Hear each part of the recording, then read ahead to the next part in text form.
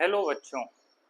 हमने अब तक पढ़ा कि जो थीम्स हैं सोशल साइंस में उनका क्या वेटेज है और हमें कैसे उन्हें पढ़ना है या उसमें किस तरह की डिटेल्स दी गई हैं। अब ये पहला चैप्टर है जिसका नाम है locating places on the earth. तो अब ये तो पता ही है कि अर्थ की जब भी बात होगी तो हमेशा in terms of India as well as world दोनों की बात होगी। मतलब यूनिवर्सल बातें होंगी अगर वो प्लेस की बात कर रहा है।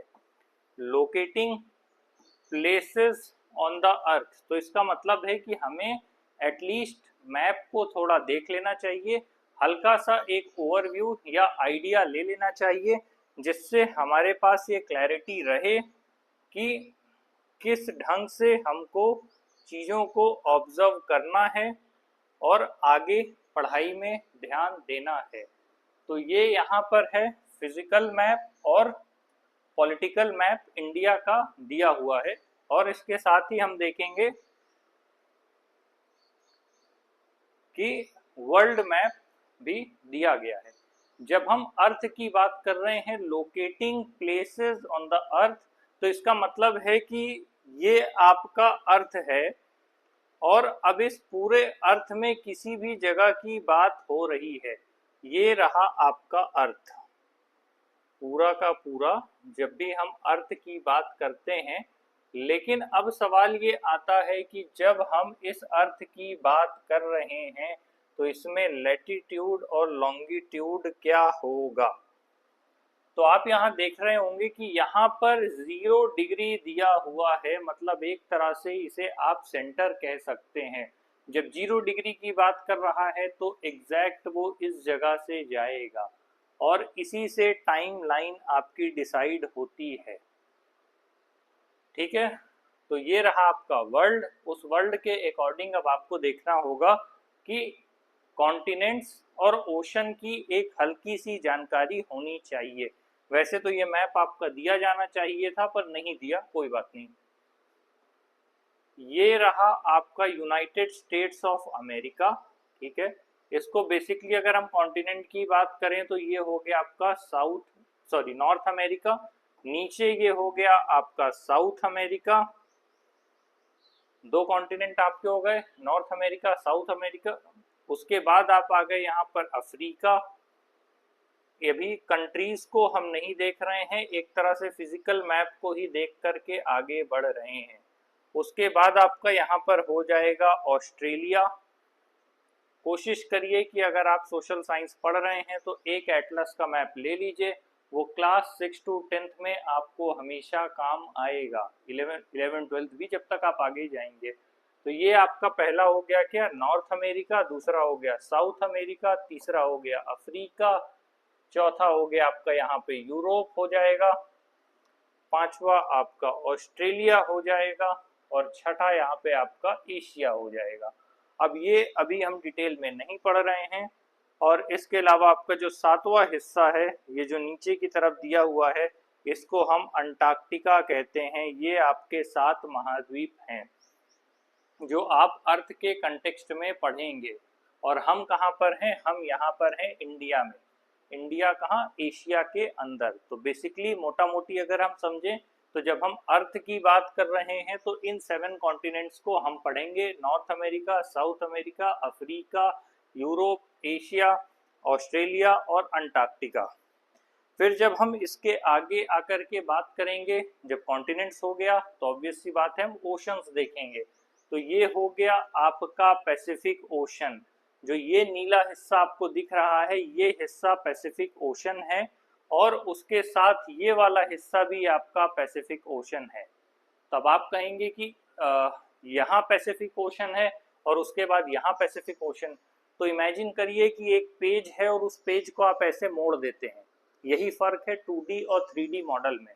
जब आप 2D मॉडल में उसी चीज को ऐसे फैला के रखते हैं तो वो आपका एक हिस्सा इधर दिख रहा है, दूसरा हिस्सा आपका इधर दिख रहा है, वो ऐसे दिख रहा है। लेकिन उसी चीज को जब आप ऐसे मोड़ देंगे तो मोड़ने के बाद वो चीजें आपस में क्या होंगी, अटैच हो जाएंगी। तो जो हिस्सा इधर का है और जो हिस्सा इधर का है वो ऐसे आके आपस में जुड़ जाएगा। ठीक है। तो इसीलिए ये पैसिफिक ओशन है, ये पैसिफिक ओशन है। इसको इमेजिन करिए कि जब आप ऐसे जोड़ देंगे तो ये हिस्सा और वो हिस्सा पीछे जाकर के एक में मर्ज हो जाएगा। तो इसीलिए लोग कई बार सोचते हैं फ्लाइट्स यहाँ से ट्रेवल करके यहाँ नहीं आती है, फ्लाइट यहीं से ट्रेवल करती है और यहाँ से होकर के पहुँच जाती है। तो ये डिफरेंस आपको पता होना चाहिए। साथ ही जब हम ओशन की बात कर रहे हैं तो ये आपका इंडियन ओशन है जो इंडिया के सदर्न हिस्से में है। इसके अलावा आपका जो मेन है वो है नॉर्थ अटलांटिक ओशन और ये है साउथ अटलांटिक ओशन। कहा जाए तो यहाँ पर एस अक्षर के आकार में अटलांटिक ओशन है। तो मेन आप पैसिफिक ओशन देख लीजिए, यहाँ आपका अटलांटिक ओशन हो गया और यहाँ पे आपका इंडियन ओशन हो गया। तो अभी वर्ल्ड के मैप में हम इतना ही देख ले रहे हैं क्योंकि अभी और ज़्यादा डिटेल में नहीं है। जब होगा तो हम फिर नॉर्थ अमेरिका में कौन कौन से हैं, साउथ अमेरिका में कौन सी कंट्रीज़ हैं, अफ्रीका में कौन सी हैं, टोटल कंट्रीज़ क्या हैं, इंटरनेशनल ऑर्गेनाइजेशंस क्या हैं, उस ढंग से फिर हम पढ़ना शुरू करेंगे। लेकिन अभी यहाँ पर ऐसा कुछ भी नहीं है आपके सिलेबस में, तो इसीलिए हम अभी इसे छोड़ दे रहे हैं। अब हम आते हैं किसमें, इंडिया के फिजिकल और पॉलिटिकल मैप पे। तो पहले तो ये चीज़ समझ लीजिए कि फिजिकल मैप क्या है और पॉलिटिकल मैप क्या है। Political map basically political boundaries को शो करता है। तो जो अभी हमने वर्ल्ड के कंटेक्स्ट में देखा वो पॉलिटिकल मैप था। और अगर हम फिजिकल मैप देखेंगे तो उसमें फिर आपका जितने भी माउंटेन रेंजेस हैं, रिवर्स हैं, लेक्स हैं, डेजर्ट्स हैं, इन सबको डिटेल में दिया जाएगा, या ग्रासलैंड से इन सबको डिटेल में दिया जाएगा। लेकिन अगर हम इंडिया के कंटेक्स्ट में बात कर रहे हैं, मैं अभी हट जाता हूं, आप देख लीजिए। अगर हम इंडिया के कंटेक्स्ट में बात कर रहे हैं तो आपको देखना होगा कि फिजिकल का मतलब है सारी फिजियोग्राफी का दिया जाना, और पॉलिटिकल में उन्हीं पॉलिटिकल बाउंड्रीज को शामिल किया जाता है। जैसे जो आपका पहला वाला मैप है, जो लेफ्ट साइड वाला मैप है, वो आपका पॉलिटिकल मैप है, और जो राइट साइड में मैप है वो आपका फिजिकल मैप है। ठीक है, तो फिजिकल कैरेक्टरिस्टिक्स अभी आपके सिलेबस में नहीं है तो आप उसे छोड़ सकते हैं अभी। अब इसे आप ऐसे देख लीजिए कि अगर स्टेट की बात की जाए तो ये इंडिया है, आपको पता होना चाहिए। इंडिया में आपका जो ऊपर हिस्सा है वो जम्मू एंड कश्मीर और लद्दाख का है। इसके अलावा हिमाचल प्रदेश, पंजाब, यहाँ उत्तराखंड, हरियाणा, जब आप इधर आएंगे तो जो राजस्थान है, अब इसी राजस्थान को आप यहाँ देख लीजिए, जो ये राजस्थान का इलाका है क्या है, ये बेसिकली डिजर्ट एरिया है। मतलब गुजरात का थोड़ा सा हिस्सा जो कच्छ वाला हिस्सा है उसे छोड़ दीजिए, और ये जो राजस्थान है ये आपका क्या होगा, डिजर्ट का एरिया है। तब ये फर्क है। अगर आप फिजिकल की बात कर रहे हैं तो फिजिकल में ऐसे दिखाया है, यहाँ पर पॉपुलेशन होगी, लेकिन जब आप ये जब पॉलिटिकल की बात है तो यहाँ पर पॉपुलेशन दिखाया है, और जब आप फिजिकल की बात करेंगे तो यहाँ की फिजियोग्राफिक रीजन। इसीलिए ज्योग्राफी में जो आपका नाम है वो लैंड एंड द पीपल की बात करता है। अब यहाँ से आप समझ लीजिए, ये आपकी लैंड है, ठीक है, और ये आपका पीपल है। अब क्योंकि यहाँ पर रेगिस्तान है, ठीक है, यहाँ पर डेजर्ट एरिया है, तो इसलिए यहाँ पर पॉपुलेशन कम होगी। यहाँ पर डेजर्ट है, पीने की पानी की सुविधा नहीं है। गर्मी में एक्सट्रीम गर्म टेम्परेचर चला जाता है और रात में एक्सट्रीम ठंडा टेम्परेचर होता है। ठंडी में बहुत ज़्यादा ठंडी और गर्मी में बहुत ज़्यादा गर्मी जैसी सिचुएशन होती है। तो इसीलिए जो यहाँ पर है पॉपुलेशन ज़्यादा नहीं है। अब यही बात अगर हम गैंगेटिक प्लेन पे कर दें, ये यहाँ पर क्यों पॉपुलेशन ज़्यादा है गैंगेटिक प्लेन में, क्योंकि यहाँ पर पीने की पानी की सुविधा है। हमने पढ़ा था अभी कि जहाँ भी नदी है वहाँ सिविलाइजेशन होगा। तो ज्योग्राफी में जब हम पढ़ेंगे तो लैंड एंड द पीपल का ये बेस्ट एग्जाम्पल है। ये आपकी लैंड है और ये यहाँ पर आपके लोग हैं। तो ठीक उसी तरह अगर आप बात कर रहे हैं यहाँ पे जो पॉपुलेशन है, ये आप देख सकते हैं उत्तर प्रदेश में इसीलिए ज़्यादा पॉपुलेशन है, डेंसिटी है। यहाँ आपका बिहार हो गया, नीचे झारखंड हो गया, ये हिस्सा आपका वेस्ट बंगाल है, इसे चिकन नेक कहते हैं जो ऊपर तक गया है।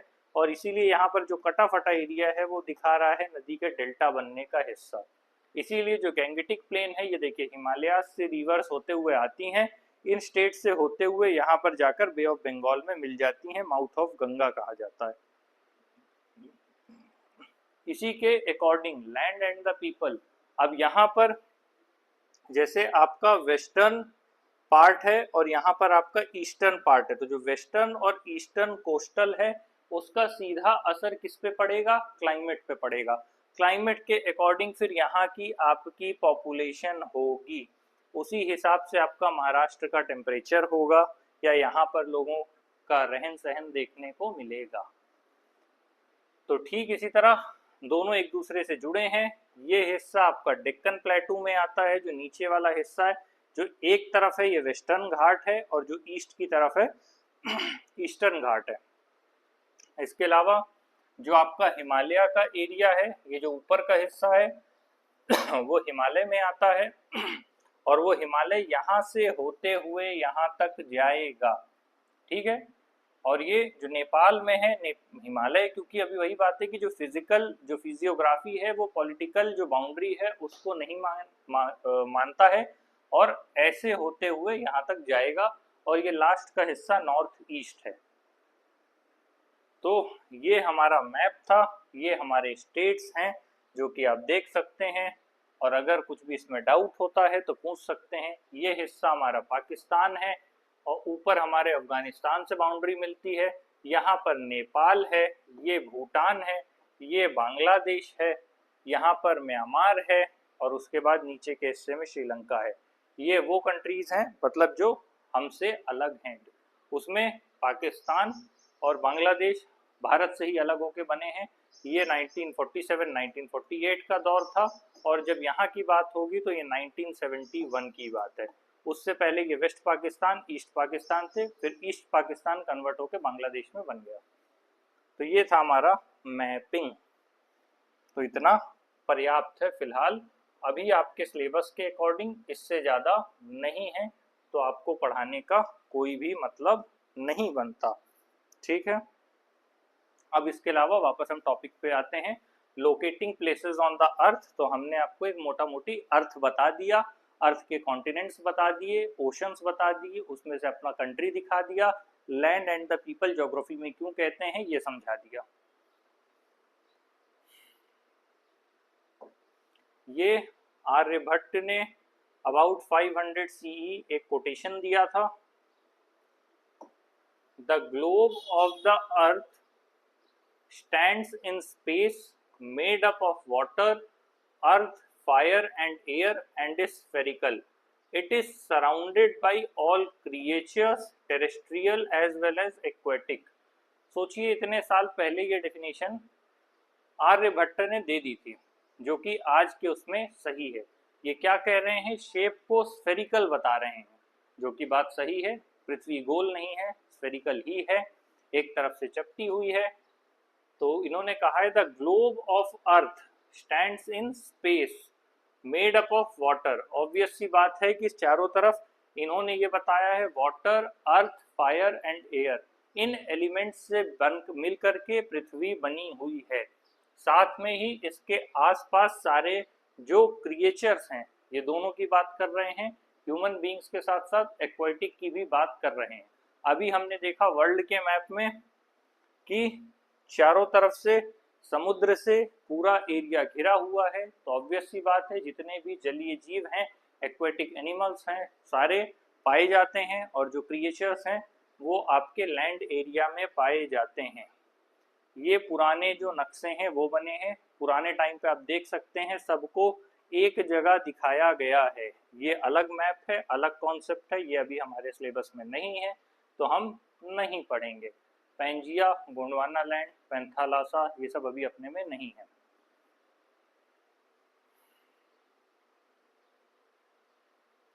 इमेजिन करिए कि आप एक किसी सिटी को पहली बार विजिट कर रहे हैं और आप किसी लोकल आदमी से मदद के लिए पूछते हैं या फिर आप सिटी का मैप देखते हैं। आपने इससे पहले मैप के बारे में थोड़ी बहुत चीज़ों का अध्ययन किया है। तो सोचिए आप किसी नए शहर जा रहे हैं, तो उस नए शहर में जाने के बाद उस शहर को एक्सप्लोर करने का आपका माध्यम क्या है? या तो आप अपने मोबाइल में उस शहर के बारे में जानकारी लेंगे या फिर आप वहाँ पर रहने वाले किसी लोकल पर्सन से पूछेंगे कि भैया आसपास टूरिस्ट प्लेस कहाँ पर है, कहाँ हम घूमने जा सकते हैं, हम क्या कर सकते हैं, तो या आसपास एक्सप्लोर करने के लिए क्या प्लेसेस हैं, किस डायरेक्शन में हमको जाना है। तो आपके पास दो ही तरह की अपॉर्चुनिटी है, या तो आप मोबाइल के थ्रू जाएंगे या फिर आप किसी से पूछ कर जाएंगे। ठीक है। और एक स्मॉल सिटी का मैप है, और इमेजिन करिए कि अभी आप ट्रेन से रेलवे स्टेशन में उतरे हैं और आपको एक बैंक में जाना है जिसे कि मैप में मार्क किया गया है। आप किस डायरेक्शन में जाएंगे? मान लीजिए आपके पास एक मैप है। अब डायरेक्शन क्यों इंपॉर्टेंट है यहाँ समझिए। आपको मैप तो दे दिया गया और आप ट्रेन से उतरे हैं, आपको बता दिया गया कि भाई है यहाँ से 4 किलोमीटर दूर बैंक है आपका। अब मान लीजिए आप ट्रेन से गए, उतरे, प्लेटफॉर्म पे खड़े हैं, आपके हाथ में एक मैप है जिसमें दिया है 4 किलोमीटर दूर आपका बैंक है। अब उसमें ये नहीं बताया कि north side map, north side जाना है, वेस्ट जाना है, ईस्ट जाना है, साउथ जाना है, नॉर्थ ईस्ट जाना है, या साउथ ईस्ट जाना है, या साउथ वेस्ट जाना है। उसमें कुछ भी नहीं लिखा, कोई डायरेक्शन नहीं लिखा। तो क्या आप अपने डेस्टिनेशन तक पहुंच पाएंगे? तो जवाब है नहीं, आप अपने डेस्टिनेशन तक नहीं पहुंच पाएंगे। उसका सिंपल सा रीजन यही है।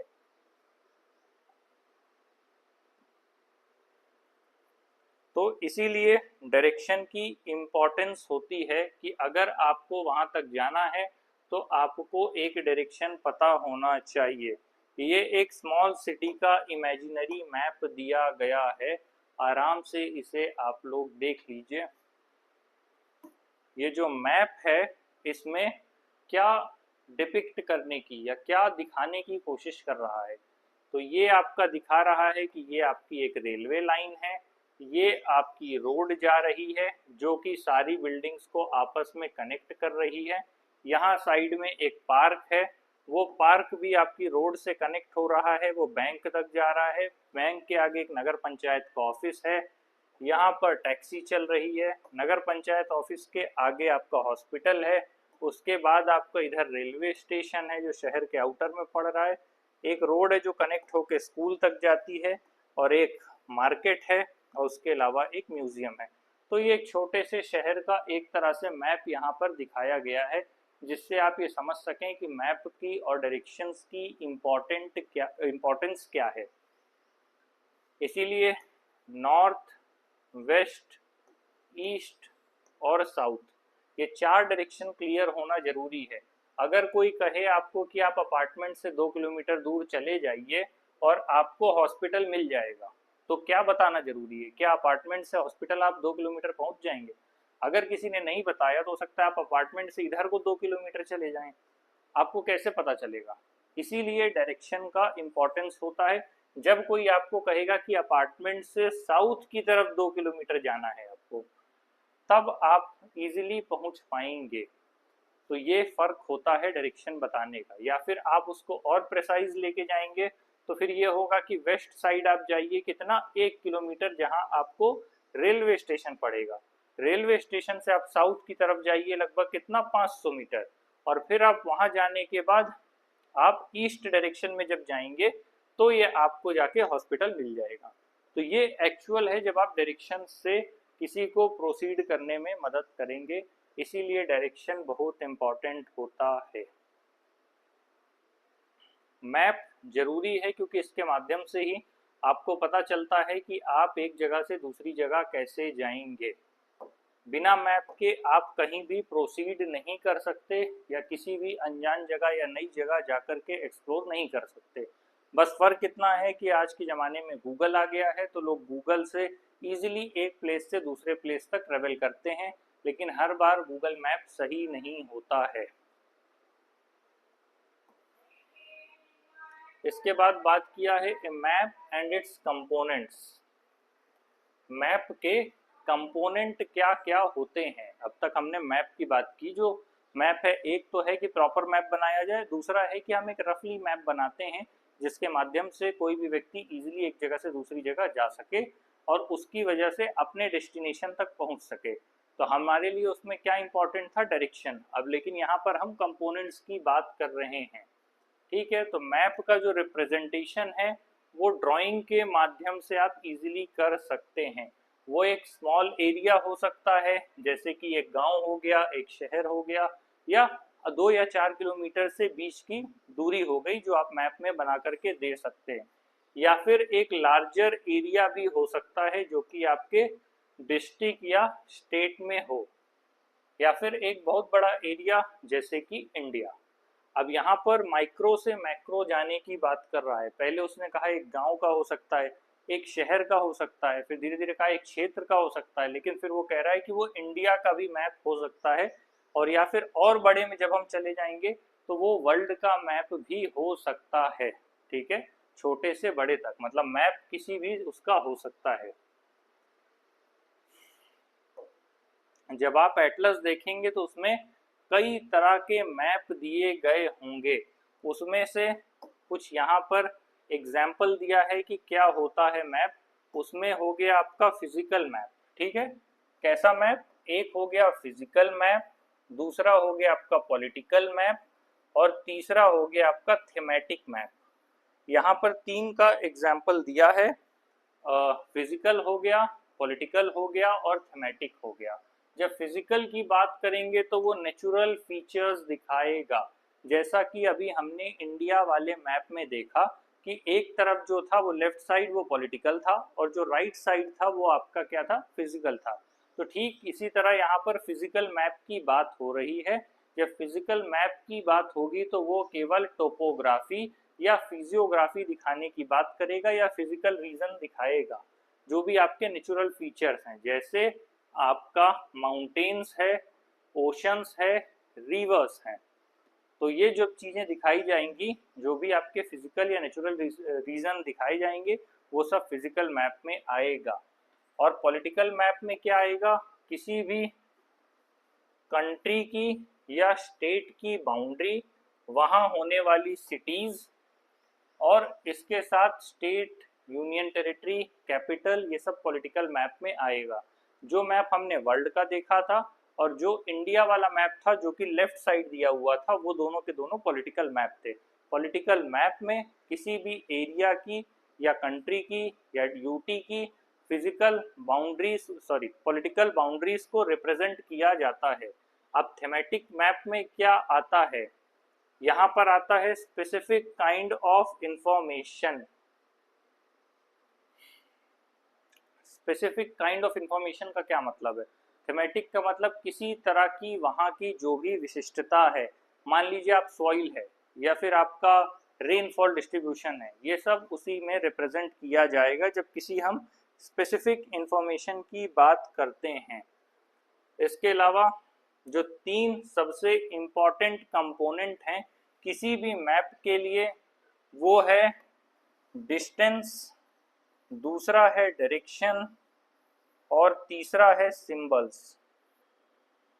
अगेन हमने अब तक ये पढ़ा था, हम मैप का यूटिलाइजेशन बिना डिस्टेंस के, सॉरी बिना डायरेक्शन के नहीं कर सकते। अब डायरेक्शन के साथ डिस्टेंस इंपॉर्टेंट है, क्योंकि अगर आपको डिस्टेंस ना, सॉरी अगर आपको डायरेक्शन ना बताया जाए कि किस डायरेक्शन में आपको जाना है, तो आप कहीं भी चले जाएंगे। तो ठीक उसी तरह अगर आपको डिस्टेंस ना बताया जाए और डायरेक्शन बता दिया जाए कि आप नॉर्थ डायरेक्शन में चले जाइए, पर कितनी दूर जाने के बाद आपको आपका डेस्टिनेशन मिल जाएगा, अगर आपको ये नहीं पता तो फिर आप कहीं भी नहीं पहुंच पाएंगे। ऐसे में डिस्टेंस और डायरेक्शन जरूरी होता है, और साथ ही में सिंबल्स। सिंबल की क्या ज़रूरत है कि अगर आप गए, मान लीजिए आप यहाँ से 2 किलोमीटर दूर गए नॉर्थ डायरेक्शन में, लेकिन आपको ये नहीं पता है कि वहाँ पे किस तरह का चेक पोस्ट है या किस तरह का एक लैंड है जो कि मार्क्ड है, या उसको देख के आपको पता चल रहा है कि वो एक बेंचमार्क है, उसके आगे आपको जाना है। तो इसके लिए इम्पॉर्टेंट है डिस्टेंस, डायरेक्शन और सिंबल्स, तीनों के होने की ज़रूरत है।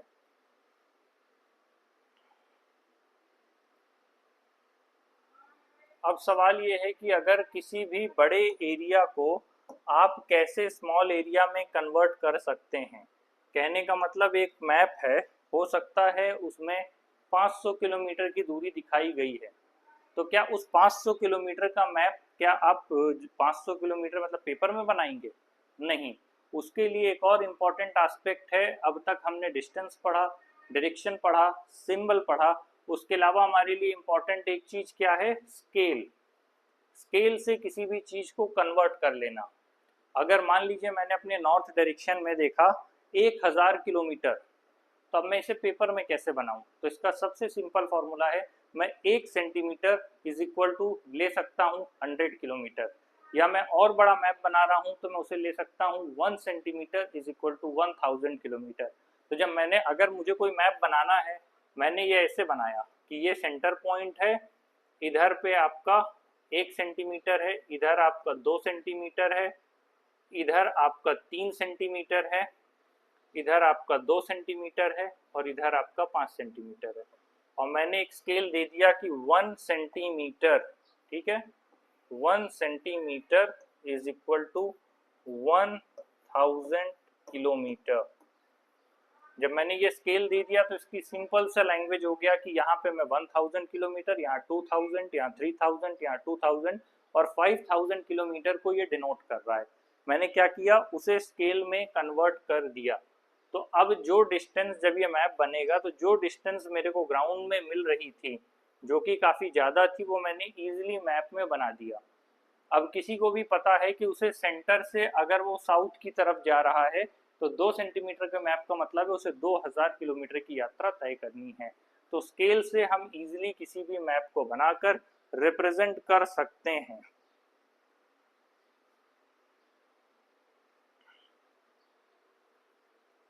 वापस से, जब डायरेक्शन की बात होती है तो केवल 4 डायरेक्शन की बात नहीं होती है, उसके अलावा कहते हैं इसको कार्डिनल डायरेक्शंस, ठीक है।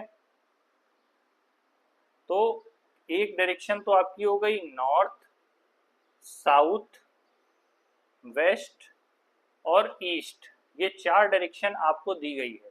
लेकिन इनके साथ ही जब इन दो के बीच की डायरेक्शन है, नॉर्थ और वेस्ट के बीच की डायरेक्शन को हम नॉर्थ वेस्ट कहेंगे, नॉर्थ और ईस्ट की डायरेक्शन को हम नॉर्थ ईस्ट कहेंगे, वेस्ट और साउथ के बीच की डायरेक्शन को साउथ वेस्ट कहेंगे, साउथ और ईस्ट के बीच की डायरेक्शन को साउथ ईस्ट कहेंगे।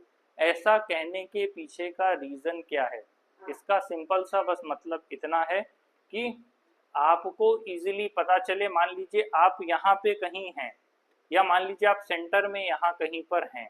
अब आपको ये तो पता है कि साउथ जाना है या ईस्ट जाना है, लेकिन यहाँ कहीं आपका डेस्टिनेशन है, तो अगर आप ऐसे जाएंगे तो दूर पड़ेगा, ऐसे जाएंगे तो दूर पड़ेगा।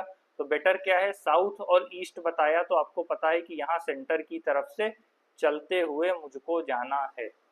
तो इसीलिए इनको कार्डिनल डायरेक्शंस कहते हैं, जो 4 डायरेक्शन के अलावा है।